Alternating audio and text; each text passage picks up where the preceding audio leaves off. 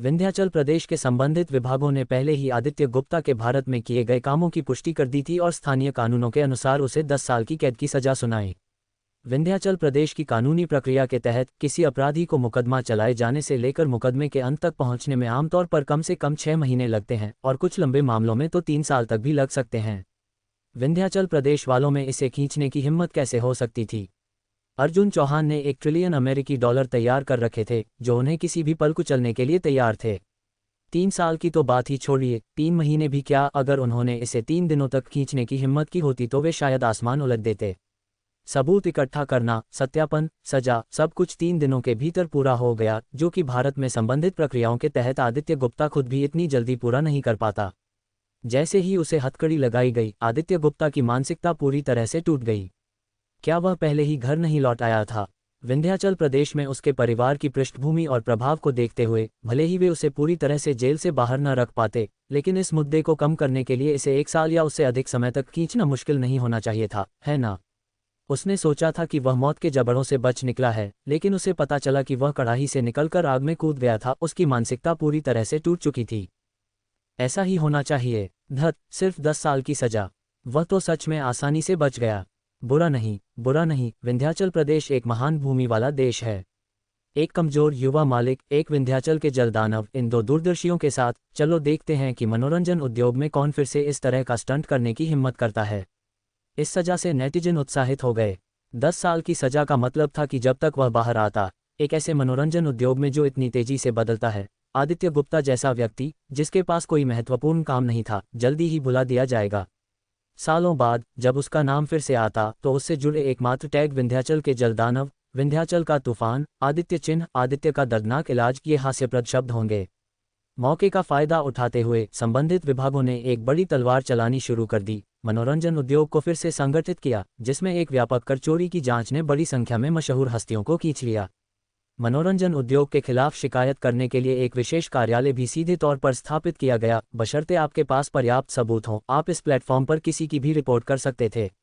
बुरा नहीं, बुरा नहीं, विंध्याचल प्रदेश वाले बड़े चित्र को समझते हैं। अर्जुन चौहान ने विंध्याचल प्रदेश की आधिकारिक घोषणा देखी, न केवल आदित्य गुप्ता की गिरफ्तारी के बारे में, बल्कि मामले की अध्यक्षता करने वाले न्यायाधीश और आदित्य गुप्ता के पिता भी शामिल थे, जो विंध्याचल प्रदेश के कानून के तहत अपनी सजा का इंतजार कर रहे थे। भविष्य में अगर कोई इन कलाकारों की रिपोर्ट करना चाहता है, तो जब तक आपके सबूत पर्याप्त हैं, आप सीधे मेरे पास आ सकते हैं। भले ही यह बाद में आपके करियर और संभावनाओं को प्रभावित कर सकता है, चिंता न करें, मैं आपका समर्थन करूंगा। अर्जुन चौहान ने सोशल मीडिया पर फिर से एक संदेश अपडेट किया और बस कुछ ही मिनटों में टिप्पणियां हजारों में पहुंच गईं। इसे कौन सह सकता था? कई लोग अपने करियर और संभावनाओं के डर से इन मुद्दों का सामना करते समय अपनी नाराजगी को निगलने और चुप रहने का चुनाव करते थे, है ना? अर्जुन चौहान के चिंता न करें, मैं आपका समर्थन करूंगा ने उन्हें गंभीर रूप से चौंका दिया। अचानक मनोरंजन उद्योग में हर किसी को खतरा महसूस हुआ। पहले सभी के बीच एक बहुत मजबूत बंधन था, लेकिन अर्जुन चौहान के इस तरह से चीजें हिला देने से कौन परेशानी पैदा करने की हिम्मत करेगा? कई सितारे जो पहले ऐसे मामलों में शामिल थे, अब घबराहट की स्थिति में थे, कुछ तो अवसाद में भी चले गए। अगले महीने संबंधित विभागों को न केवल मनोरंजन उद्योग के भीतर काम करने वाले लोगों से शिकायतों का एक बड़ा समूह मिला, बल्कि कई स्वैच्छिक आत्मसमर्पण भी मिले। जब विभागों ने उनके आत्मसमर्पण के पीछे के कारणों के बारे में पूछा, तो कर्मचारी भी दंग रह गए। किसी भी कलाकार के लिए जिसका अतीत में कोई अनैतिक कार्य हो, अर्जुन चौहान को ऐसे सुराग देना जो सच साबित हो, 1 मिलियन भारतीय रुपये का इनाम कमा सकता था, और अधिक गंभीर आरोपों वाले लोगों के लिए यह इनाम 10 गुना भी बढ़ सकता था। इस खबर को देखने पर ऐसा महसूस हुआ जैसे कोई वांटेड सूची में हो, लगातार डर में जी रहा हो, खाने या सोने में असमर्थ हो। इसे कौन सह सकता था? इस तरह के दुख की यातना तो सामने आकर आत्मसमर्पण करने से भी बदतर थी। यार, ये तो पूर्ण निवारण मीटर है। पर्यवेक्षण विभाग का वास्तव में प्रभारी कौन है? आप, अर्जुन चौहान, क्यों न प्रमुख पद ले लें? भले ही संबंधित विभाग का प्रमुख कुछ निराश था, लेकिन यह आखिरकार अच्छी खबर थी। जैसा कि वे कहते हैं, भारी पुरस्कार बहादुरी भरे कामों की ओर ले जाते हैं। ऐसे सख्त निगरानी उपायों के तहत पूरा मनोरंजन उद्योग अचानक शुद्ध और मनमोहक हो गया। ठीक है, अगली बार फिर से खेलेंगे। अर्जुन चौहान ने उपकरण उतारे और घर पर गेमिंग रूम से बाहर कदम रखा।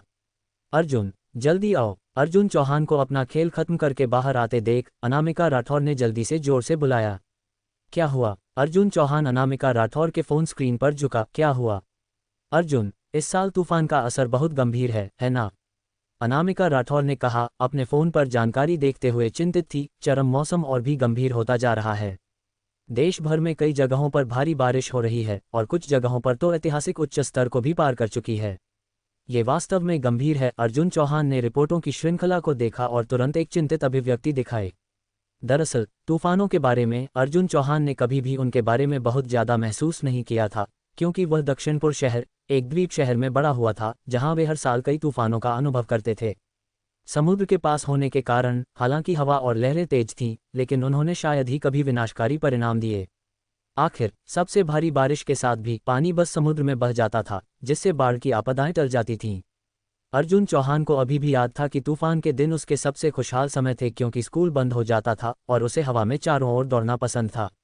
लेकिन अंतर्देशीय शहरों के लिए ऐसी तूफानों से होने वाली तीव्र बारिश घातक हो सकती है। एक बार जब शहर की बाढ़ निकासी प्रणाली में समस्या आती तो यह एक आपदा का कारण बन सकती थी। कुछ शहरों में अचानक बारिश में वृद्धि के कारण सड़कें पहले ही गंभीर रूप से जलमग्न हो चुकी थीं और यहां तक कि मेट्रो प्रणालियां भी इस आपदा से नहीं बच पाईं। अर्जुन, प्रभावित क्षेत्रों में कई लोग मूसलाधार बारिश और बाढ़ में फंस गए हैं, अनामिका राठौर ने कहा। मुझे उम्मीद नहीं थी कि आपदा इतनी गंभीर होगी। अर्जुन चौहान ने इतने लंबे समय तक ऐसी आपदाओं के बारे में नहीं सुना था और लगभग भूल गया था कि तूफान भी बहुत खतरनाक चरम मौसम की घटनाएं थीं। चलो इन शहरों की मदद करते हैं, अनामिका राठौर ने कहा। हम, अर्जुन चौहान ने सिर हिलाया। भले ही अनामिका राठौर ने इसका जिक्र नहीं किया होता, ऐसी स्थिति के साथ उसे लगा कि उसे जो कुछ भी थोड़ा बहुत हो सके योगदान देना चाहिए। रोहन, मेरे नाम पर स्थानीय भारत रेड क्रॉस को बाढ़ राहत के लिए 1 अरब दान करो। अर्जुन चौहान ने तुरंत व्यवस्था की। रुको मिस्टर अर्जुन, क्या आप कुछ और ऑर्डर देना चाहेंगे? पैसे दान मत करो, अर्जुन चौहान ने एक ठंडी हंसी के साथ कहा। वे 10% प्रबंधन शुल्क लेते हैं। अर्जुन चौहान कुछ संगठनों की प्रणालियों के बारे में अच्छी तरह से सूचित था, ये जानते हुए कि ये 10% प्रबंधन शुल्क बेहद लचीला था और भ्रष्टाचार को जन्म दे सकता था। चलो ऐसा करते हैं, पैसे कर्मवीर फाउंडेशन को दान करो, मुझे इस फाउंडेशन पर भरोसा है, अर्जुन चौहान ने कहा, और 1 अरब के आपातकालीन आपूर्ति खरीदो। मुझे परवाह नहीं है कि किस माध्यम से, लेकिन उन्हें सबसे तेज गति से स्थानीय भारत रेड क्रॉस तक पहुंचाओ। समझ गया, रोहन आदेशों को पूरा करने गया।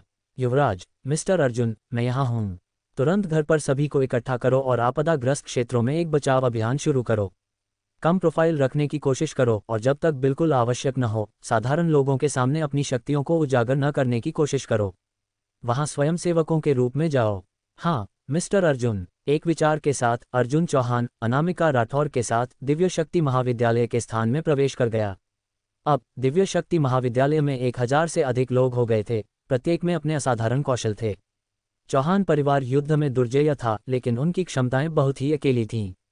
दिव्य शक्ति महाविद्यालय के सदस्य ऐसे समय में और भी अधिक उपयोगी हो सकते थे। दिव्य शक्ति महाविद्यालय के सभी छात्रों, इकट्ठा हो जाओ। अर्जुन चौहान के आदेश पर सभी छात्र कुछ ही सेकंड में प्रत्येक इमारत की टेलीपोर्टेशन सुविधा के माध्यम से उसके सामने आ गए। डीन, छात्रों, इस तूफान ने कई जगहों को गंभीर नुकसान पहुंचाया है और बड़ी संख्या में निवासी संकट में हैं। स्थानीय बचाव जनशक्ति गंभीर रूप से अपर्याप्त है और मुझे आपकी मदद की जरूरत है। डीन, ये हमारे लिए एक छोटी सी बात है। डीन, हम स्वेच्छा से काम कर सकते हैं। डीन, हमें राहत कार्य के लिए अपने साथ ले चलो। अच्छा, अर्जुन चौहान ने संतुष्टि में सिर हिलाया। दिव्य शक्ति महाविद्यालय में भर्ती होने वाले वास्तव में चरित्र में ग्रेड को पूरा करते थे। दिव्य शक्ति महाविद्यालय, सभी बलों को जुटाओ। निरंतर भारी बारिश ने नंदीग्राम के शहर के केंद्र को जलमग्न कर दिया था, जिसमें अनगिनत वाहन बाढ़ के पानी में फंस गए थे। उनके इंजन लंबे समय तक भिगोने के कारण गंभीर रूप से क्षतिग्रस्त हो गए थे। फिर भी बारिश शहर की बाढ़ निकासी क्षमता से कहीं अधिक थी।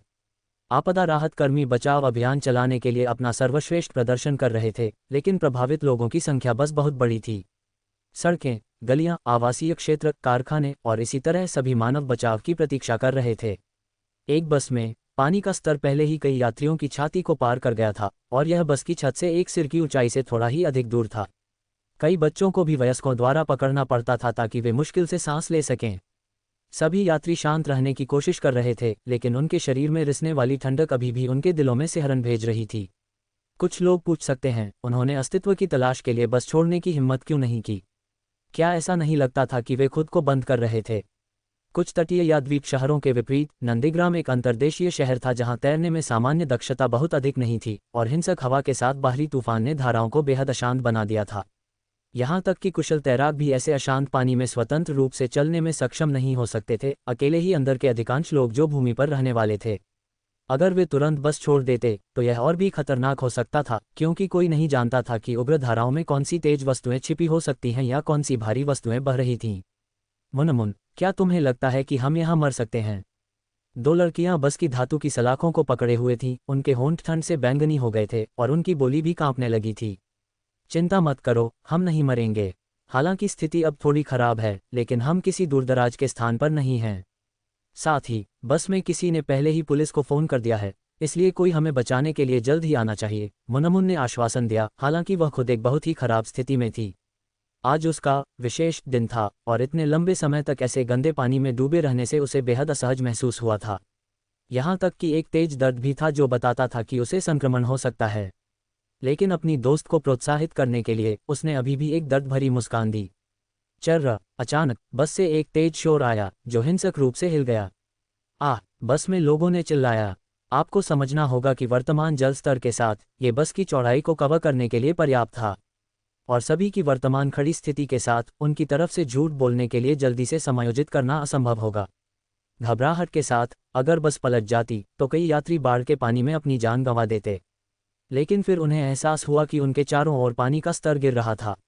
नहीं, ये बस थी जो ऊपर उठ रही थी, और बस धीरे धीरे आगे भी बढ़ रही थी। क्या इसके नीचे कुछ है? क्या कोई हमें बचाने आया?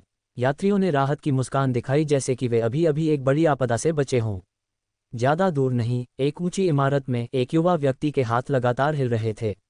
हर बार जब वह अपनी बाहों को लहराता था तो उसकी नज़र में एक वाहन पानी से बाहर खींच लिया जाता था और फिर एक अपेक्षाकृत उच्च और सुरक्षित क्षेत्र की ओर ले जाया जाता था। एक ही बार में इतनी सारी धातु को नियंत्रित करना, यहाँ तक कि चुंबक पुरुष भी थक जाएगा, युवा व्यक्ति ने खुद से बड़बड़ाया, क्योंकि उसने अपने मुंह में एक स्निकर्स बार डाला। उसने अपना ईयरफोन दबाया। ज़हीर, मैंने इस सड़क की खोज कमोबेश खत्म कर दी है, तुम्हारा क्या? मैं भी यहाँ लगभग खत्म कर चुका हूँ। आवासीय परिसर की पहली मंजिल में एक अकेला बुजुर्ग व्यक्ति फंसा हुआ है। मैं अब वहाँ जा रहा हूँ। बुजुर्ग व्यक्ति के महत्वपूर्ण संकेत अभी भी हैं, इसलिए कोई समस्या नहीं होनी चाहिए। और तुम, युक्ता, तुम्हारे तरफ कैसा चल रहा है? मेट्रो में स्थिति भयानक है, पानी का स्तर मेट्रो से ऊपर उठ गया है। हम में से कुछ मेट्रो गाड़ियों को बाहर निकाल रहे हैं। हमें मदद के लिए और लोगों की ज़रूरत है। चिंता मत करो, मैं एक मजबूत आध्यात्मिक शक्ति वाले भाई को तुम्हारे पास आने में मदद करूंगा। जब तक पानी रिसना जारी नहीं रखता है, तुम ठीक रहोगे। इस महत्वपूर्ण मोड़ पर नंदीग्राम में अचानक एक बड़े समूह में रहस्यमय बल उभरे। कुछ ट्रेनों और मेट्रो को ले जा रहे थे, अन्य धातुओं को नियंत्रित करने और टेलीकिनेसिस जैसे कौशल का उपयोग कर रहे थे, और इनएक्सप्लिकेबली जनता को सुरक्षित स्थानों पर निकाला गया था। आपातकालीन कार्यकर्ता भी दंग रह गए थे, ये पूछते हुए कि उन लोगों ने वास्तव में कैसे भाग लिया, लेकिन प्रभावित जनता खुद भी यह नहीं बता पाई कि यह कैसे हुआ। कोई विकल्प नहीं बचा था। मीडिया कार्यकर्ता इसे पूर्व की रहस्यमय शक्ति के रूप में परिभाषित कर सकते थे, लेकिन चाहे गोपनीयता का काम कितना भी अच्छा क्यों ना हो, फिर भी जोखिम के क्षण थे, क्योंकि दिव्य शक्ति महाविद्यालय के छात्र उन वाहनों और मेट्रो को बचाने में मदद कर रहे थे जो केवल कारों के कांच और दरवाजों से आपदा पीड़ितों से अलग थे। कभी कभी उनके पास खुद को प्रकट करने के अलावा कोई विकल्प नहीं था, खासकर जब उन लोगों को बचाते थे जो घायल थे लेकिन अभी भी होश में थे। रहस्यमय बचाव कर्मियों ने अपनी पहली उपस्थिति दर्ज की, जिसमें चश्मदीदों ने एक युवा व्यक्ति को अपने हाथों से एक कार का दरवाजा फाड़ते हुए और अंदर के लोगों को बचाते हुए देखा। युवा ने सूर्यवंशी संप्रदाय का सदस्य होने का दावा किया, जिसमें चट्टान तोड़क का उपनाम था। एक रहस्यमय आकृति एक पड़ोस में एक भूमिगत ताश खेलने की जगह में घुस गई और 14 लोगों को बचाया। युवा ने सूर्यवंशी संप्रदाय के सट्टा किंग होने का दावा किया। एक रहस्यमय आकृति एक अस्पताल के सर्जरी कक्ष में क्षतिग्रस्त स्टैंड बाय पावर उपकरण के साथ टूट गई और 2 जटिल सर्जरी पूरी करने के बाद वह गर्व से चला गया। सूर्यवंशी संप्रदाय के वैद्य राजपक्षी होने का दावा किया। किसी ने मेट्रो स्टेशन से मेट्रो के एक हिस्से को ले जा रहे एक रहस्यमय व्यक्ति की फुटेज पकड़ी। ये लोग वास्तव में कौन हैं जो सूर्यवंशी संप्रदाय से होने का दावा कर रहे हैं, और उनका प्रचंड सेना के साथ क्या संबंध है? इसी तरह के रहस्यमय आंकड़े नंदीग्राम के कई हिस्सों में दिखाई दिए, और जनता प्रारंभिक घबराहट से बाद में शांत हो गई और उनकी उपस्थिति पर यहाँ तक कि उत्साहित भी हो गई। हालांकि इन लोगों के अस्तित्व के लिए एक स्पष्टीकरण होना था। यह मुश्किल से ही बिलीवेबल है कि एक व्यक्ति एक कार का दरवाजा फाड़ सकता है, लेकिन दर्जनों लोगों से भरी एक मेट्रो कार को पाको करते हुए ले जाना, ये बस बहुत अपमानजनक है ना? संबंधित अधिकारियों के पास तुरंत ये घोषित करने के अलावा कोई विकल्प नहीं था कि ये रहस्यमय आंकड़े राज्य द्वारा विशेष रूप से प्रशिक्षित अभिजात वर्ग के सैनिक थे, संख्या में दुर्लभ थे और देश के प्रति बिल्कुल वफादार थे, नागरिकों को सहज रहने का आश्वासन देते थे। आखिर क्या हो रहा है? ये सभी दिव्य शक्तिधारी कहाँ से आए? विशेष अभियान समूह के मुख्यालय में उच्च अधिकारी पूरी तरह से चकित थे। उन्होंने वास्तव में बचाव में सहायता के लिए दिव्य शक्तिधारी को भेजने की योजना बनाई थी, लेकिन उन्होंने अभी अभी अपनी सेनाओं को इकट्ठा किया था जब ये लोग कहीं से भी निकल आए। उनकी संख्या का अनुमान लगाते हुए कम से कम कई सौ थे। क्या देश में सभी दिव्य शक्तिधारी उनके साथ पंजीकृत नहीं हैं और विशेष अभियान समूह में जबरन भर्ती नहीं हैं? यहाँ तक कि जो लोग चारों ओर घूमने के लिए बहुत बूढ़े थे, उन पर भी लोग विशेष रूप से देख रहे थे और वे बिल्कुल भी नहीं हिले थे। सूर्यवंशी संप्रदाय। विशेष अभियान समूह के कप्तान मनोज त्यागी को अचानक अपने दोस्त की याद आई जिसे युद्ध देव के रूप में जाना जाता था, उस युवा व्यक्ति द्वारा स्थापित संप्रदाय का उल्लेख करते हुए जिसका नाम अर्जुन चौहान था। क्या ये सभी लोग सूर्यवंशी संप्रदाय से थे? इतनी भारी ट्रेन कारों को ले जाने में सक्षम होने के लिए ये लोग कम से कम 6ठे या 7वें स्तर के दिव्य शक्तिधारी होने चाहिए। यह क्या हो रहा था? लेकिन अब इन सवालों पर विचार करने का समय नहीं था। शहर बहुत बड़ा था और बहुत से लोग फंसे हुए थे। इन व्यक्तियों की मदद से भी चीजें अभी भी तनावपूर्ण थीं। भारत सेना विशेष शस्त्र दल, बाहर निकलो। सूर्यवंशी संप्रदाय के साथ कोई संघर्ष न करने की कोशिश करो। कप्तान, क्या सूर्यवंशी संप्रदाय किसी प्रकार का कुटिल नागरिक संगठन हो सकता है? क्या हमें जांच करनी चाहिए और अगर कोई मुद्दा है तो उन्हें नीचे ले जाना चाहिए? उन्हें नीचे ले जाओ, उन्हें नीचे ले जाओ, उन्हें नीचे ले जाओ। मनोज त्यागी ने सीधे उस आदमी को सिर पर 3 बार खटखटाया। याद रखो, हम भारत सेना विशेष शस्त्र दल में सूर्यवंशी संप्रदाय के साथ गड़बड़ नहीं कर सकते हैं। अगर कोई किसी को नीचे ले जाने वाला है तो वे हमें नीचे ले जाएंगे। कोई रास्ता नहीं। भारत सेना समूह के सदस्यों ने अविश्वासपूर्ण भाव दिखाए। इस पर संदेह मत करो, मनोज त्यागी ने गंभीरता से कहा। जिस कारण से युद्ध देव दिव्य प्रथम सीमा में तोड़ने में सक्षम था वह इसलिए था क्योंकि सूर्यवंशी संप्रदाय के संस्थापक ने उसे लापरवाही से एक प्राचीन अमृत दिया था। यदि तुम में से कोई भी सूर्यवंशी संप्रदाय को उकसाने की हिम्मत करता है तो मैं तुम्हारा सिर सबसे पहले मरोड़ दूंगा। आपदा राहत और बचाव अभियानों के अग्रिम मोर्चे पर अधिक से अधिक रहस्यमय आंकड़े दिखाई दिए और बड़ी संख्या में लोगों को खतरनाक क्षेत्रों से निकाला गया और बाद में सुरक्षित क्षेत्रों में रखा गया। बेशक कई लोग इस दिन हमेशा के लिए पीछे रह गए क्योंकि दिव्य शक्तिधारी सर्वज्ञ नहीं थे। वे खोज और बचाव प्रयासों में केवल अपना सर्वश्रेष्ठ प्रदर्शन कर सकते थे। लेकिन फिर एक नई समस्या उत्पन्न हुई। हालांकि लोग सुरक्षित थे, लेकिन बाढ़ के पानी ने शहर के बुनियादी ढांचे को नुकसान पहुंचाया था, जिसमें कई कारखाने जलमग्न हो गए थे और बड़ी मात्रा में भोजन दूषित हो गया था। अचानक नंदीग्राम की आपूर्ति बेहद दुर्लभ हो गई। इस समय राष्ट्रीय एकजुटता तुरंत सामने आई, जिसमें पूरे देश से बड़ी मात्रा में दान डाला गया। कोई भी राशि बहुत छोटी नहीं थी, चाहे वह 1 दर्जन या 20। कोई भी राशि बहुत बड़ी नहीं थी, चाहे वह 30,000 या 50,000। कई उद्यमों, व्यक्तियों, इंटरनेट हस्तियों और सितारों ने सभी ने इस सामाजिक जिम्मेदारी को उठाया। राजेश कुमार ने 3 मिलियन भारतीय रुपये दान किए। आयशा शर्मा ने 1 मिलियन भारतीय रुपये दान किए। यह मनोरंजन उद्योग का समर्थन था। गेमर राज ने 5 मिलियन भारतीय रुपये दान किए।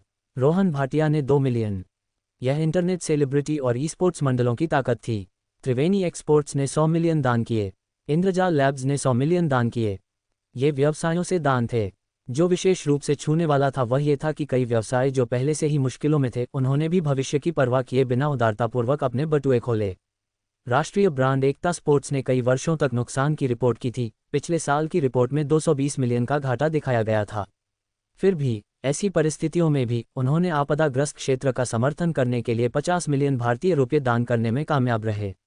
रसायन ड्रिंक्स ने हाल ही में दिवालियापन और पुनर्गठन की घोषणा की थी और इसी उद्यम ने एक बहुत ही प्रशंसनीय निर्णय लिया। उन्होंने एक भारी 5 मिलियन भारतीय रुपये दान किए। विशाल निगमों की तुलना में यह आंकड़ा महत्वहीन लग सकता है, लेकिन ये सब कुछ था जो वे अपने घटते संसाधनों से जुटा सकते थे। मिठाई महल ने भी 22 मिलियन दान किए, उनके प्रति आइटम 1 या 2 भारतीय रुपये के मामूली लाभ मार्जिन के बावजूद। एक पल के लिए ऑनलाइन नेटिजन इन कर्तव्यनिष्ठ राष्ट्रीय उद्यमों से प्रभावित हुए। इसके विपरीत कुछ कोला ब्रांड और कुछ दूसरी कंपनियां कुछ हद तक शर्मिंदा लग रही थीं। बेशक ये नेटिजन से नैतिक जबरदस्ती के बारे में नहीं है, ये सिर्फ इतना है कि तुलना के बिना कोई दर्द नहीं है। धत, मैं बूढ़ा हो रहा हूँ, मेरी आंखें बाहुबली से नम हो रही हैं। अर्जुन चौहान भी इस जानकारी को देखने के बाद थोड़ा नम हो गया। वास्तव में जैसा कि कई नेटिजन ने कहा, कई व्यवसायों के विपणन के मकसद हो सकते थे, लेकिन भले ही यह विपणन के लिए था, उन्होंने दान करने में संकोच नहीं किया। तो क्या हुआ अगर यह विपणन के लिए था? नहीं, मुझे जाकर उनका समर्थन करना चाहिए। अर्जुन चौहान ने live video streaming platform app खोला और सीधे एकता स्पोर्ट्स के लाइव स्ट्रीम में गया। पिछली सदी में उभरी एक कंपनी के रूप में एकता स्पोर्ट्स ने एक उत्थान और पतन का अनुभव किया था। वे राष्ट्र में सार्वजनिक होने वाले पहले खेल ब्रांड थे और अर्जुन चौहान के बचपन के दौरान उनका नाम और नारे अक्सर सुने जाते थे। हालांकि वास्तव में हाल के वर्षों में ब्रांड लगभग गायब हो गया था। हालांकि उनके पास अभी भी कई तीसरे और चौथे टियर शहरों में स्टोर थे। पहले टियर शहरों में लंबे समय से नाइके और एडिडास का प्रभुत्व था। एकता स्पोर्ट्स के पास 5 लाइव ब्रॉडकास्टिंग रूम थे और उनका ट्रैफिक ज़्यादा नहीं था। चरम समय पर कुछ 100 दर्शक काफ़ी अच्छे माने जाते थे, जिसमें दैनिक ऑर्डर 50,000 से 1 लाख के बीच होते थे। लाइव ब्रॉडकास्टिंग रूम में एक मेजबान हमेशा की तरह उत्पादों को समझा रहा था। केवल कुछ दर्जन से 2 या 300 ऑनलाइन दर्शकों के साथ कमरा अपेक्षाकृत शांत था और जबकि कभी कभी बिक्री होती थी, वे दयनीय रूप से कम थीं। बच्चों, ये जोड़ी जूते वास्तव में दौड़ने के लिए आरामदायक हैं और कीमत वास्तव में सस्ती है, केवल 199, और वे आपको कई वर्षों तक चलेंगे। यदि आपको वे पसंद हैं तो बस लिंक के माध्यम से अपना ऑर्डर दें, मेजबान ने कमरे में एयर कंडीशनिंग के बिना कहा। बहुत कुछ कहने के बाद मेजबान ने पानी का एक घूंट लेने के लिए तरफ गया और केंद्रीय नियंत्रण पर एक पूछताछ भरी नजर डाली। ऑपरेटरों ने सिर हिलाया। आज बिक्री निराशाजनक थी। कई घंटों के लाइव ब्रॉडकास्टिंग के बाद वे 1 लाख तक भी नहीं पहुंचे थे। हर किसी के चेहरे पर हार का भाव था। उनके पास ट्रैफिक प्रचार के लिए ज़्यादा बजट नहीं था और केवल प्रसारण के लिए जनशक्ति पर भरोसा करना वास्तव में मुश्किल था। रोहन, तकनीक टीम को एक समायोजन करने दो, उनके लाइव रूम को सूची के शीर्ष पर पहुंचाओ और जल्दी से लोगों को ऑनलाइन इसके बारे में पोस्ट करने दो। वे ऐसे राष्ट्रीय उद्यमों को कैसे दिवालिया होने दे सकते थे? उनका समर्थन किया जाना चाहिए। क्या एक लगभग दिवालिया कंपनी ने फिर भी 50 मिलियन दान किए? मैंने इस ब्रांड के बारे में सुना है। मैंने जब मैं बच्चा था तो उनके बहुत सारे सामान खरीदे थे। चलो चलते हैं और उनके लाइव रूम का समर्थन करते हैं। दोस्तों, अगर यह उद्यम नीचे चला जाता है तो ये हम में से हर एक से संबंधित है। दरअसल कई लोग पहले से ही एकता स्पोर्ट्स के अच्छे काम के बारे में जानते थे, लेकिन वे प्रशंसा करने से ज़्यादा कुछ नहीं कर सकते थे। लेकिन उन पोस्टों ने अचानक उन्हें जगा दिया। वे समर्थन दिखाने के लिए उनसे उत्पाद खरीद सकते थे। सबसे महंगी वस्तुएं केवल कुछ 100 थीं। कौन इसे बर्दाश्त नहीं कर सकता था? वैसे भी हमें हमेशा कपड़े पहनने और जूते खरीदने पड़ते हैं, है ना? क्यों न बस जो कोई भी बेच रहा है उनसे खरीदें। विवी, यह हमारे लाइव स्ट्रीम में संख्या। प्रसारण के प्रभारी व्यक्ति ने स्क्रीन को घूर कर देखा। उसकी आंखें अचानक उत्साह के साथ चमक उठीं। हम 1000 को पार कर गए। 1 सेकंड रुको, अब ये 5000 से अधिक है, अब 10,000 से अधिक, और यह अभी भी बढ़ रहा है। क्या? विवी नाम की मेजबान तुरंत खड़ी हो गई और कैमरे के सामने चली गई। इससे पहले कि वह ये भी देख पाती कि क्या हुआ था, प्रभारी व्यक्ति से एक और आवाज़ आई। विवी, हमने अभी जो सभी लिंक डाले हैं वे सब बिक गए हैं। बिक गए? क्या हमने 2 से 300 के स्टॉक के साथ 1 दर्जन से अधिक लिंक नहीं डाले थे? सब गए, बस 1 सेकंड में। क्या? मेजबान ने लाइव स्ट्रीम को देखा, जहां टिप्पणियों की बौछार लगभग अंधा कर रही थी। तुम अभी भी वहां क्यों खड़े हो, दंग? और लिंक पोस्ट करो, जल्दी करो। तुम्हें बात करते रहने की जरूरत नहीं है, बस लिंक पोस्ट करो, हम उन्हें खुद खरीद लेंगे। अपना सबसे महंगा सामान रखो, जल्दी जाओ, इन्वेंट्री को समायोजित करो। लाइव स्ट्रीम के ऑपरेटर तुरंत व्यस्त हो गए, जिसमें मैसिव मात्रा में स्टॉक स्थानांतरित किया जा रहा था, लेकिन यहां तक कि लिंक पोस्ट करने की उनकी गति भी दर्शकों के ऑर्डर देने की गति के साथ नहीं रह पाए। क्षमा करें, हम इस शैली से बाहर हैं। मेजबान ने माफ़ी मांगी। तुम्हारे पास अभी भी एक है, उसके लिए लिंक लटकाओ। हर कोई जूते के आकार पर ध्यान देना सुनिश्चित करें। हम आप सभी के लिए शिपिंग बीमा को कवर कर रहे हैं, इसलिए यदि आकार फिट नहीं होता है तो आप उन्हें विनिमय के लिए वापस भेज सकते हैं। असंभव, अगर आकार सही नहीं है तो निश्चित रूप से मेरे पैर दोषी हैं। अगर आकार गलत है तो मैं अपने खुद के पैर काट दूंगा। मैं सोलेमनली घोषणा करता हूं, आज मैंने एकता स्पोर्ट्स से एक पूरा आउटफिट खरीदा है। अगर मैं इसे बाद में पहनकर अच्छा नहीं दिखता हूं तो यह इसलिए है क्योंकि मैं पर्याप्त रूप से हैंडसम नहीं हूं। इसका एकता स्पोर्ट्स के उत्पादों से कोई लेना देना नहीं है। मेजबान, क्षमा करें हर कोई, हम वास्तव में इस आइटम पर स्टॉक से बाहर हैं। एक भी जोड़ी नहीं बची है, यहाँ तक कि मेजबान के पैरों पर भी आप सभी के लिए पहले से ही पैक हैं। बस मुझे टैग भेजो, मैं इसे खुद सिलूंगा। मुझे जूते की ज़रूरत नहीं है, बस मुझे जूते का डिब्बा भेजो। मुझे बस एक जूता चाहिए। किसने खुद से 15 जोड़ी खरीदे? तुम कमीने एक कनखजूरा हो या क्या? मेजबान, बच्चों, हमने अपने सभी कपड़े बेच दिए हैं। डाउन जैकेट बाहर लाओ, मैं एस बड़ी ई चालू करूंगा और उन्हें पहनूंगा। डाउन जैकेट को प्री सेल करो, उन्हें नवंबर में मुझे शिप करो। सिलाई मशीनों और कपड़ों के लिए लिंक पोस्ट करो, मैं उन्हें खुद बनाऊंगा। मेजबान, बच्चों, क्योंकि ऑर्डर की मात्रा बस बहुत बड़ी है, हमारी शिपमेंट थोड़ी देर हो सकती है। कोई समस्या नहीं, हम बस खुद ही रसीद की पुष्टि कर सकते हैं। अगर मंच आपको धीमी शिपिंग के लिए दंडित करता है तो हम मंच को उड़ा देंगे। मेजबान, हमारे बॉस ने कहा, हर कोई कृपया आंख बंद करके खरीदारी न करें, तर्कसंगत रूप से उपभोग करना सुनिश्चित करें। तुम लोग बेतहाशा दान कर रहे हो और हम तर्कसंगत रूप से उपभोग करने वाले हैं।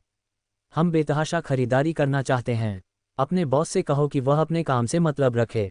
ले आओ। 5 लाइव स्ट्रीमिंग रूम अचानक अनगिनत ग्राहकों से भर गए और सभी 5 कमरों में स्टॉक कुछ ही मिनटों तक चला। इससे पहले कि यह खत्म हो जाए, यहाँ तक कि इन्वेंट्री को समायोजित करना भी मुश्किल हो गया। हालांकि एकता स्पोर्ट्स में मेजबानों और कर्मचारियों के चेहरे सभी चमक रहे थे। आमतौर पर उनके लाइव स्ट्रीमिंग रूम एक दिन में 50,000 रुपये नहीं बेचते थे, लेकिन अब एक कमरे का उच्चतम कारोबार 1 अरब रुपये से अधिक हो गया और सबसे कम में अभी भी 40 से 50 मिलियन थे। कारखाने ने उत्पादन को जल्दी करने के लिए ओवरटाइम काम करना शुरू कर दिया था और सिलाई मशीनें लगभग धुआं छोड़ रही थीं। खबर सुनकर एकता स्पोर्ट्स का मालिक रातों रात लाइव स्ट्रीमिंग रूम में पहुंचा। शुरू में इस मुश्किल से मिलने वाले ट्रैफिक का फायदा उठाकर एक लाइव प्रसारण सत्र का लाभ उठाना चाहता था, लेकिन जब तक वह पहुंचा तब तक सब कुछ पहले ही बिक चुका था।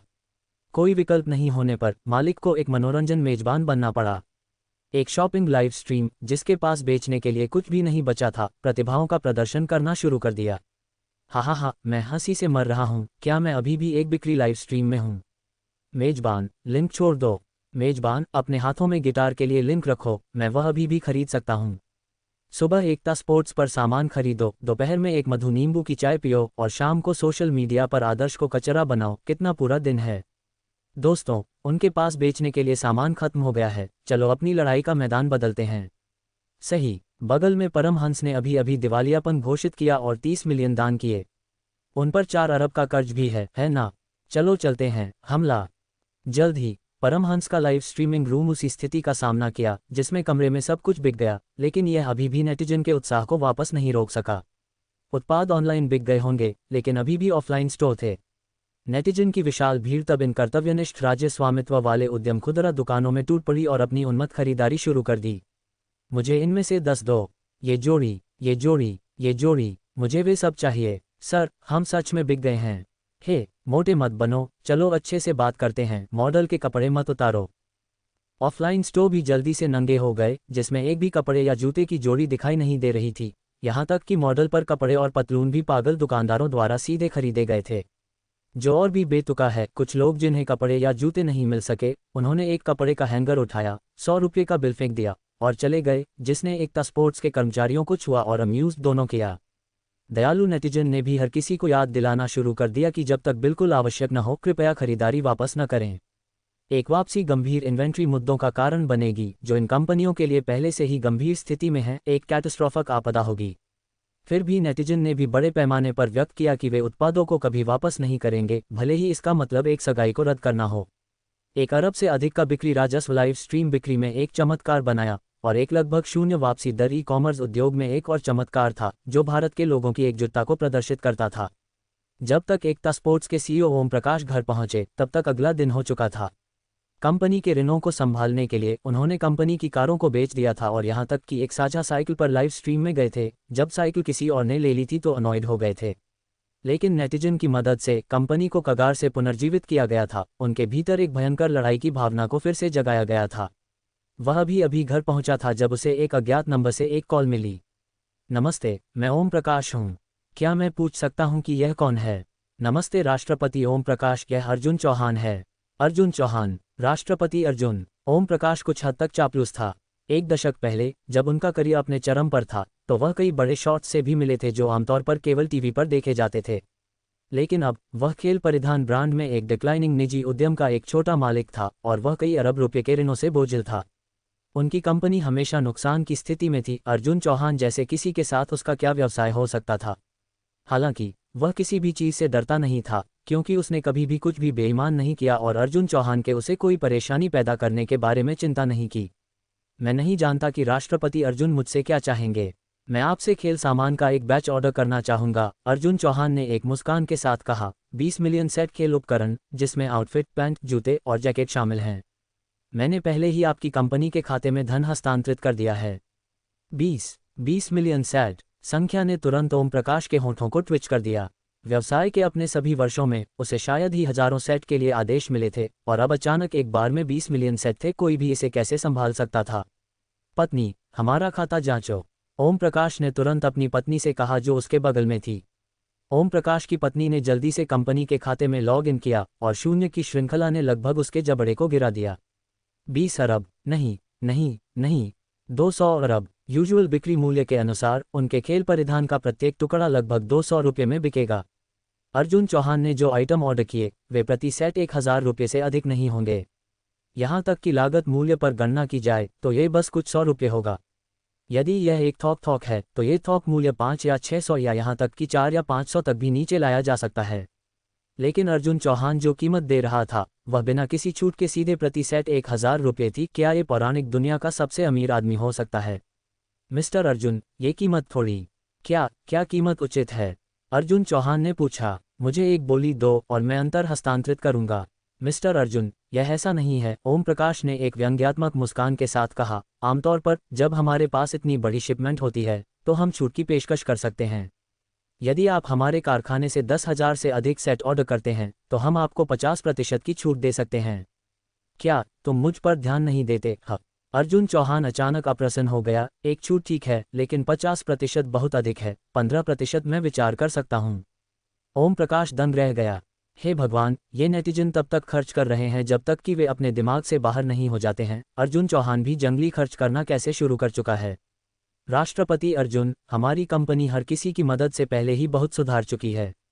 मैं जानता हूं कि आपका इतना बड़ा ऑर्डर हमारी देखभाल करने के लिए है, लेकिन आपको वास्तव में इस तरह से बर्बाद करने की जरूरत नहीं है। क्या बर्बादी? तुम में बड़े चित्र की भावना कैसे नहीं है? एक छोटे दिमाग वाला विचारक। अर्जुन चौहान ने कहा, तुम्हारे पास जंगली दान के साथ तुम्हारा मज़ा था और मेरे पास जंगली खर्च के साथ पर्याप्त मज़ा नहीं था। तुम्हें ये 200 अरब लेना होगा चाहे तुम चाहो या नहीं। बस जब कपड़े का ये बैच तैयार हो जाए तो मुझसे सीधे संपर्क करो। ऐसा कहने के बाद अर्जुन चौहान ने फ़ोन काट दिया। क्या हो रहा है? ओम प्रकाश हंसने और रोने में मदद नहीं कर सका। ये पहली बार था जब उसने इस तरह से व्यवसाय किया था। क्या ये सिर्फ जबरन खरीदना और बेचना नहीं था? लेकिन धत, ये जबरन बिक्री कुछ हद तक मनमोहक थी। धन्यवाद। ओम प्रकाश ने फ़ोन नीचे रखा।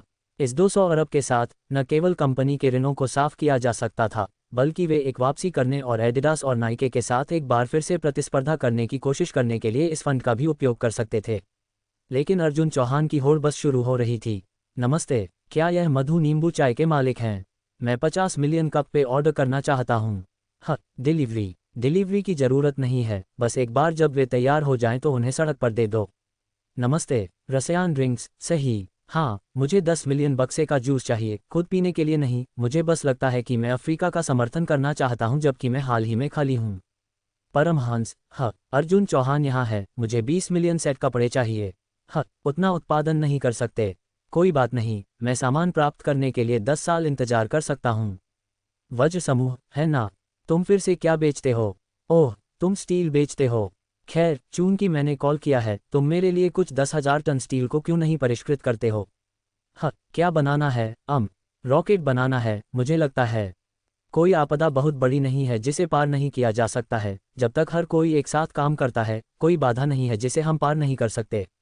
कई दिनों बाद बाढ़ धीरे धीरे पीछे हट गई। नंदीग्राम और अन्य प्रभावित क्षेत्रों के पूरे हिस्से को एक गड़बड़ी में छोड़ दिया, लेकिन हर किसी का मानना था कि भारत के मेहनती लोगों के सामने कोई भी असंभव कठिनाइयां नहीं थी। इन चीज़ों का पुनर्निर्माण बस समय की बात थी। अर्जुन, मैं तुम्हें कक्षाओं को छोड़ने दे सकता हूं और तुम्हें परियोजना असाइनमेंट में भाग लेने की आवश्यकता नहीं है, लेकिन तुम्हें कम से कम अंतिम परीक्षा के लिए उपस्थित होना चाहिए। यदि तुम्हारी फाइल में सभी परीक्षा अनुभाग खाली हैं तो मुझे तुम्हें स्नातक करने में मुश्किल होगी। ठीक है प्रोफेसर शर्मा, मैं आऊँगा। अर्जुन चौहान ने असहाय रूप से सिर हिलाया। उसने सोचा था कि वह पूरी तरह से स्कूल से बच सकता है। अगर वह पहले जानता होता तो उसने आर्य नगर विज्ञान एवं प्रौद्योगिकी विश्वविद्यालय से एक प्रतिष्ठित प्रोफेसर बनने की पेशकश स्वीकार कर ली होती। क्या उस प्रतिष्ठित प्रोफेसर का शीर्षक किसी भी स्नातक या डॉक्टरेट छात्र को मात नहीं देगा? अगर वह चाहता तो वह किसी भी देश में आसानी से एक शिक्षाविद बन सकता था। एक और सामान्य साल बीत गया है। अर्जुन चौहान सोफे पर स्लम्प्ड हो गया। वह लंबे समय से निष्क्रिय था, दिव्य शक्ति महाविद्यालय में आलसी होकर अपने दिन बिता रहा था और रात में अनामिका राठौर के साथ मानवता की उत्पत्ति पर चर्चा कर रहा था। दिखावा किए बिना जीवन वास्तव में बर्फ की तरह अकेला है। अब दिव्य शक्ति महाविद्यालय में 50 से अधिक शिक्षक थे, लेकिन अर्जुन चौहान को कुछ काफ़ी परेशानी का सामना करना पड़ा। समृद्धि अंक अर्जित करना और भी मुश्किल होता जा रहा था। आप देखते हैं, जब वह अज्ञात था तो वह कुछ भी करता था जिससे एक सनसनी होती थी, यहाँ तक कि एक स्पोर्ट्स कार में सड़कों पर घूमना भी उसे समृद्धि अंकों का ढेर अर्जित करेगा। लेकिन अब दिखावा करने के लिए थ्रेशहोल्ड अधिक से अधिक होता जा रहा था और समृद्धि अंक आने में और भी मुश्किल हो गए। नए शिक्षकों के एक बैच को अनलॉक करने के बाद उसके समृद्धि अंक लगभग कुछ भी नहीं हो गए थे। दरअसल बस एक शांत और स्थिर जीवन जीना बहुत अच्छा लगता है। अर्जुन चौहान ऊप से सोशल मीडिया पर स्क्रॉल कर रहा था जब अचानक एक समाचार अलर्ट ने उसकी जिज्ञासा को पीक किया। हिमद्री राष्ट्र ने एक अवशेष की खुदाई की जिसमें सांस्कृतिक कलाकृतियों और मानव गतिविधि के सबूतों का एक बहुलता मिली, यहाँ तक कि सभ्यता का प्रतिनिधित्व करने वाले संकेत भी मिले। एक बार एक समृद्ध साम्राज्य से होने का संदेह है। ओह, ऐसे एक छोटे से स्थान में वास्तव में एक प्राचीन सभ्यता के अवशेष थे। अर्जुन चौहान कुछ हद तक आश्चर्यचकित था। ऐसा लग रहा था कि इस सभ्यता का एक बहुत ही दूर का अतीत था। स्वाभाविक रूप से, क्योंकि कुछ तस्वीरें थीं और वे सभी बाहरी थीं, वह ज़्यादा निर्णय नहीं कर सकता था। कौन जानता है कि यह समूह क्या सामान लेकर आएगा, अर्जुन चौहान ने सोचा। एक राष्ट्र के बारे में महत्वपूर्ण, जो अपने कोर से एक हीन भावना से पीड़ित है, कुछ भी नहीं कर रहा है लेकिन अन्य देशों से पिल्फरिंग और विरासत अनुप्रयोगों के साथ गड़बड़ कर रहा है। उसने अनुमान लगाया कि ऐसी सभ्यता की खुदाई के साथ ये देश एक बार फिर से खुद को ब्रह्मांड का केंद्र मानेगा। हालांकि निष्पक्ष होने के लिए ये वास्तव में एक स्टनिंग पुरातात्विक खोज थी। ये प्राचीन साम्राज्य एक सक्रिय ज्वालामुखी के चारों ओर बनाया गया था और एक eruption के कारण दफन हो गया लगता था, जो प्राचीन शहर पॉम्पे की याद दिलाता था। विशेषज्ञों ने प्रारंभिक अनुमानों के बाद कहा कि अंतर्निहित परतों में कम से कम 2 या 3 हजार साल का इतिहास था, जिसका मतलब है कि ये देश पहले से ही सामान्य युग से पहले स्थापित किया गया था। हिमद्री एक राष्ट्र के रूप में बार बार नष्ट होने और फिर से बनाए जाने का इतिहास था। सख्ती से, इसका इतिहास बस 100 साल से अधिक फैला हुआ था। भारत जैसी 5000 साल पुरानी सभ्यता की तुलना में ये पूरी तरह से इनसिग्निफिकेंट था। लेकिन उन्होंने इसे कभी स्वीकार नहीं किया। जो उनका नहीं था, उन्होंने अपना दावा किया, हमेशा कुछ शरारत कंजरिंग अप। उस क्षेत्र में कभी भी दिखाई देने वाले किसी भी राष्ट्र को हिमद्री राष्ट्र से किसी भी वास्तविक संबंध की परवाह किए बिना उनके इतिहास के रूप में दावा किया गया था। फिर भी इतिहास के इस पैचवर्क भारत की सभ्यता से मुश्किल से आधा लंबा था। फिर भी उन्होंने अपनी सभ्यता को ब्राइटर और मजबूत बनाने के लिए प्रयास करना कभी नहीं रोका। ऐसी एक मॉन्यूमेंटल पुरातात्विक खोज में पूरे हिमद्री राष्ट्र के इतिहासकारों को मस्तिष्क एक्सटेसी में था। हे भगवान, कम से कम 2 से 3 हजार साल का इतिहास। यह उनके डिलैपिडेटेड स्थान में आधुनिक मानव सभ्यता के सबसे शुरुआती रिकॉर्ड से पुराना है, और यह 4 महान प्राचीन सभ्यताओं में से एक उनके पुराने पड़ोसी भारत से भी पहले हो सकता है। वे इसे पूरी दुनिया को दिखाए बिना कैसे सो सकते थे। जिस रात प्राचीन साम्राज्य की खोज की गई थी, हिमद्री राष्ट्र ने एक अभियान टीम का गठन किया। टीम के प्रभाव को बढ़ाने के लिए उन्होंने दुनिया भर में पुरातत्वविदों को निमंत्रण बढ़ाया। उम्मीद है कि वे इस महान सभ्यता की खुदाई के लिए एक साथ आएंगे। जबकि यह एक उदार कार्य जैसा लगता था, ये स्पष्ट रूप से एक बोस्टफुल प्रदर्शन था। आओ देखो, हमारे देश में हजारों साल पहले एक राज्य अस्तित्व था, क्या हम प्रभावशाली नहीं हैं? ये वाक्य हिमद्री पुरातत्वविदों के चेहरों पर सीधे तौर पर लिखा जा सकता था। हालांकि आमंत्रितों ने थोड़ा असहज महसूस किया। वर्तमान जानकारी के आधार पर इस प्राचीन देश की सभ्यता वास्तव में बहुत पुरानी लगती थी, संभवतः 4 महान प्राचीन सभ्यताओं से भी पुरानी।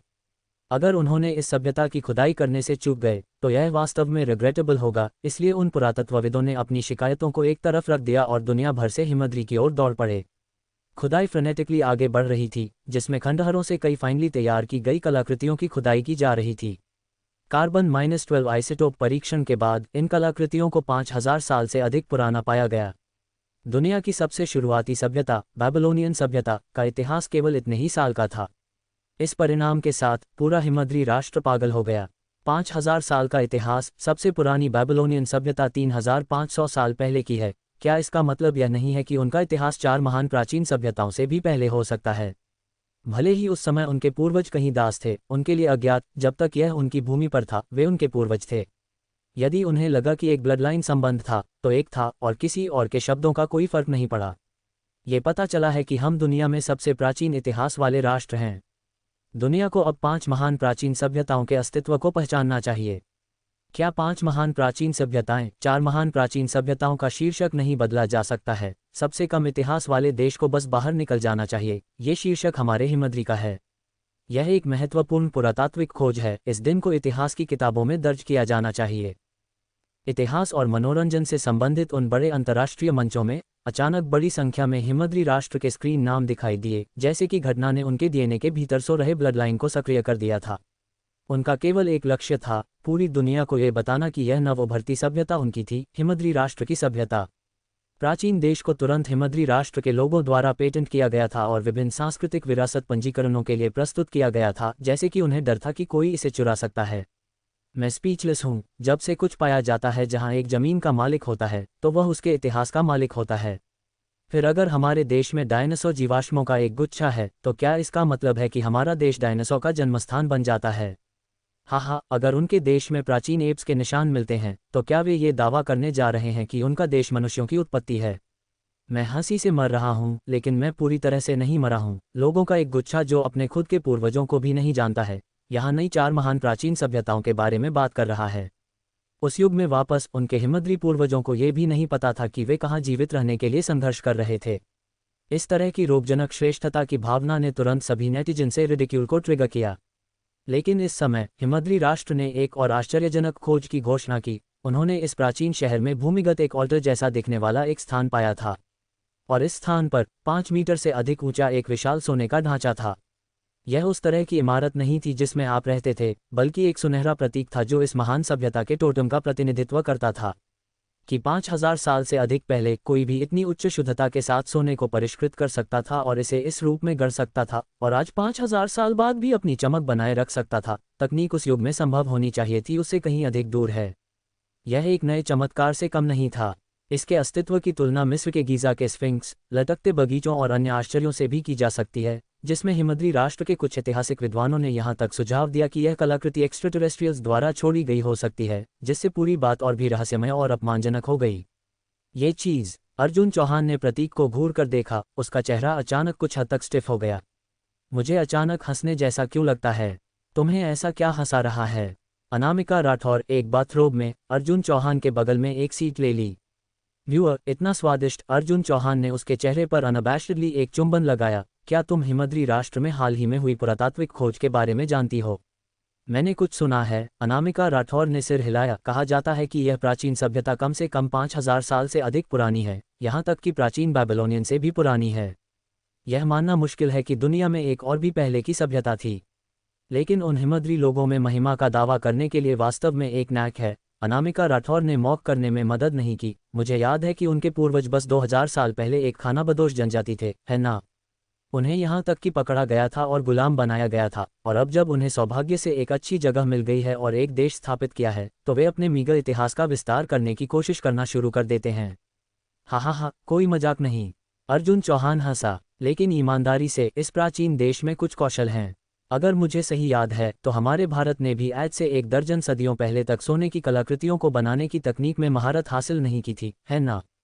अनामिका राठौर ने एक टैबलेट निकाला और उस फोटो को खोला जो पहले ही सोशल मीडिया पर वायरल हो चुका था। फोटो ने नेटिजन के बीच एंडल बहस को स्पार्क किया था। विभिन्न देशों के दर्जनों पुरातत्वविदों और वैज्ञानिकों द्वारा सत्यापन के बाद एक फैली सटीक उम्र की पुष्टि की गई थी। इसे लगभग 5600 से 5800 साल पहले गढ़ा गया था। सोने का टोटम लगभग 5.72 मीटर पर खड़ा था, जिसमें अधिकतम मोटाई 51 सेंटीमीटर थी, जिसका वजन कई टन था। कुछ नमूनों को देखते हुए इसकी सोने की शुद्धता 99.98% थी। इस तरह की कारीगरी उस युग के लिए बस अविश्वसनीय थी। कम से कम मानव वर्तमान समझ के अनुसार उस समय कोई अन्य सभ्यता उस अद्भुत राष्ट्र को पार नहीं कर सकती थी। ये सदी की सबसे बड़ी पुरातात्विक खोज होनी चाहिए। ऐसी एक चीज़ वास्तव में हिमद्री राष्ट्र के क्षेत्र के भीतर खोजी गई थी। यह ऐसा है जैसे स्वर्गंधा है।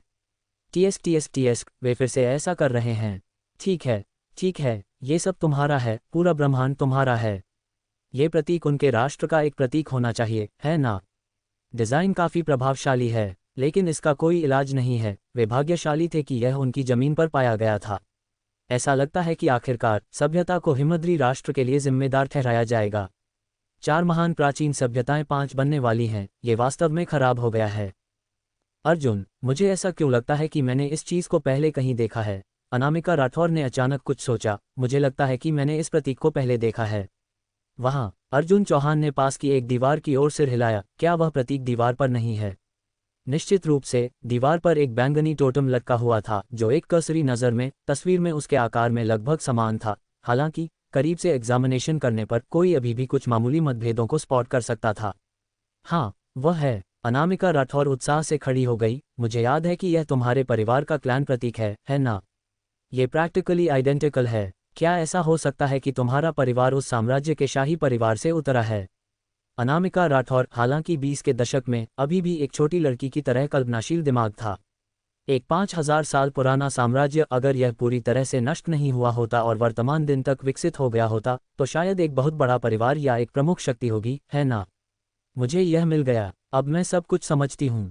अर्जुन चौहान 5000 साल पहले उस साम्राज्य के वंशज हो सकते हैं, संभवतः यहाँ तक कि शाही परिवार के भी।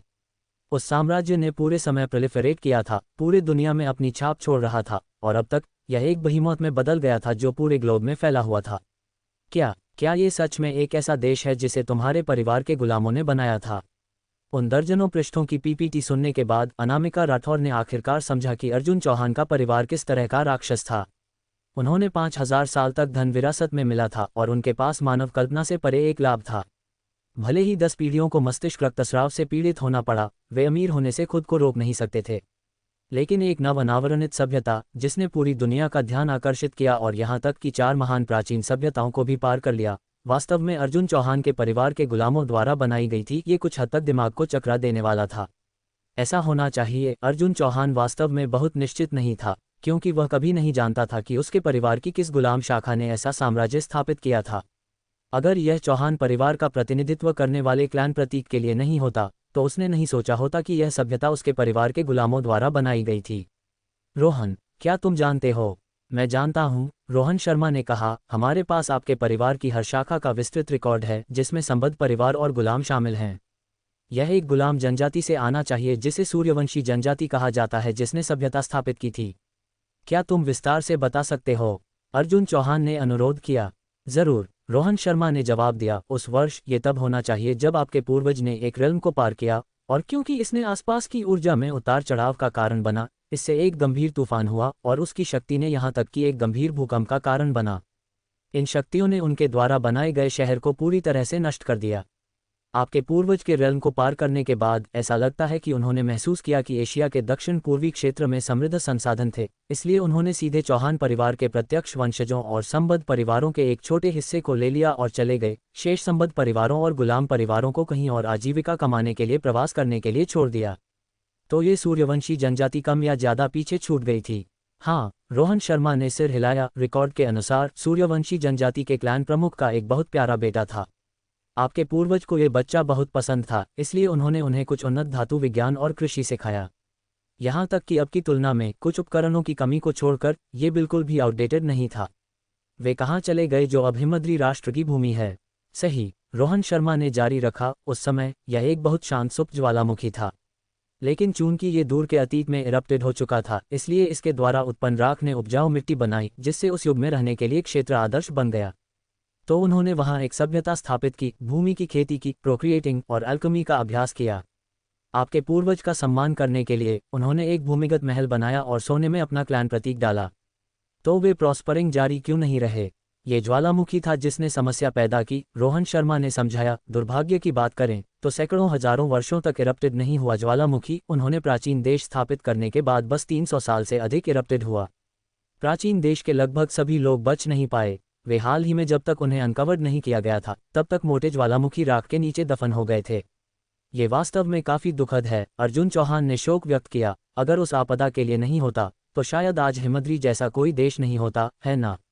शायद ये 4 प्राचीन सभ्यताओं के बराबर एक और महान राष्ट्र होता और आज भी एमिनेंट होता। वैसे क्या हमारे परिवार ने कोई अन्य सभ्यताएं पीछे छोड़ दी हैं?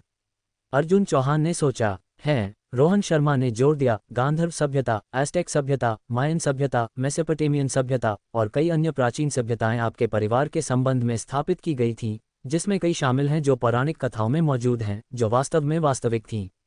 कोई आश्चर्य नहीं, अर्जुन चौहान ने कहा। बहुत आश्चर्यचकित नहीं हुआ। उदाहरण के लिए गांधर्व सभ्यता लें। कहा जाता था कि इसमें भविष्य को फोरसीइंग करने की क्षमता थी। इस सभ्यता में पुरुषों के माथे पर एक तीसरी आंख भी थी, एक तीसरी आंख जिसमें चमत्कारी शक्तियां थीं। लेकिन आखिरकार किंवदंतियां सिर्फ किंवदंतियां हैं और इन प्रतीत होने वाली अविश्वसनीय कहानियों को स्वीकार नहीं किया गया है। हालांकि अब इसके बारे में सोचते हुए शायद वे किंवदंतियां वास्तव में सच हैं। चूंकि चौहान परिवार के लोगों ने उस समय दिव्य शक्ति महाविद्यालय से ऐसी गॉड लाइक शक्तियां प्राप्त की थीं, तो उन दासों और संबद्ध परिवारों में से कुछ को सिखाने के बारे में क्या इतना असंभव है? भविष्य की भविष्यवाणी करने या तीसरी आंख होने की परवाह न करें, सिर पर सींग या पीछे एक पूंछ होना कुछ भी असामान्य नहीं होगा।